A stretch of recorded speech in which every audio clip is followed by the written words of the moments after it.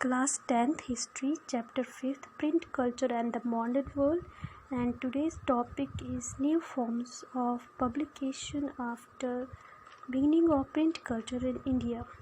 Students, after the arrival of print culture in India, apart from newspaper and religious texts, other forms and new forms of writings were produced in India through this printing press.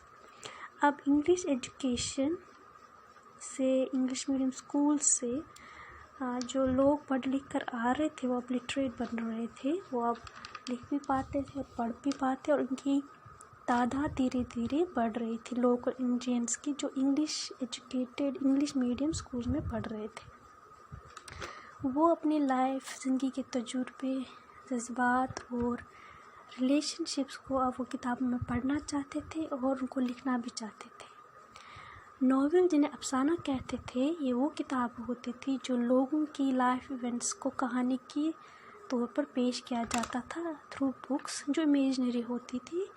और जो ये novels थी, ये develop हुई थी Europe में, और वो वहाँ काफ़ी पढ़ी जा रही थी रीडर्स के बीच। अब इंडिया में भी इसने जगह बनानी शुरू कर दी थी with different forms and with Indian style.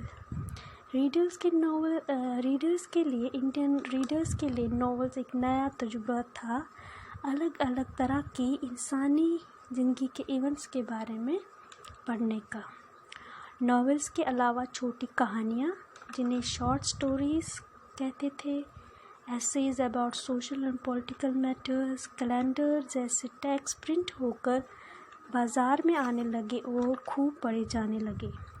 1870, 1890s के साथ आर्ट भी अब प्रिंट फॉर्म में आने लगा था, जो पहले सिर्फ पेपर्स पे उतारा जाता था, बनाया जाता था। पेंटर्स का आर्ट, जैसे बहुत बड़े पेंटर रहे उस ज़माने के राजा रवि वर्मा केरला के, वो काफ़ी बहुत बड़े पेंटर थे उस टाइम के और काफ़ी उम्दा फनकार थे।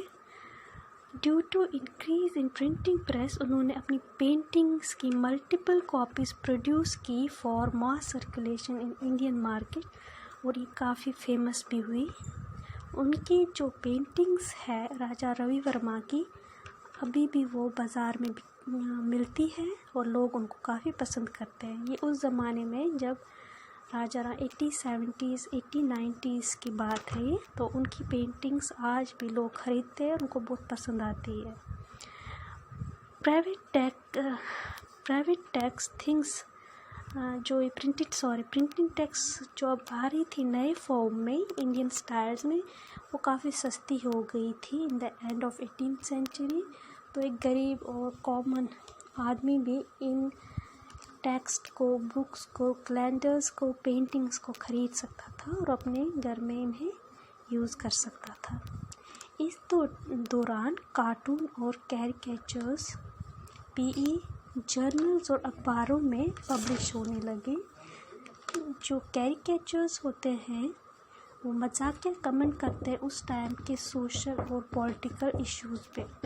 So, print culture began shaping popular ideas about modernity, tradition, culture, religion, politics in Indian society. Thank you.